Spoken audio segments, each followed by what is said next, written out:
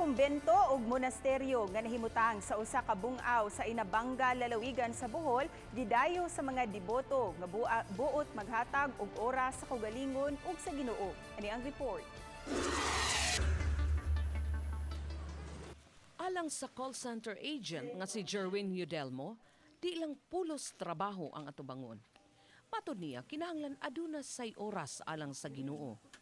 Mao nga gipili ni Jerwin ang usa ka shrine sa Inabanga sa Bohol aron mag-Via Crucis ug mamalandong.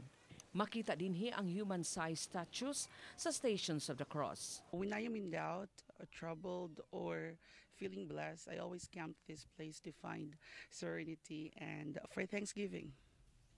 Gumikan sa kamalinawon sa lugar, doon na kagyoy panahon sa kinasing-kasing nga pag-ampo. Doon na sa chapel sa ibabaw nga bahin niini. Makita sa dinhi ang dako nga replika sa Ten Commandments. We should make it a habit to talk with God, not just in our tested times, but in our blessed days.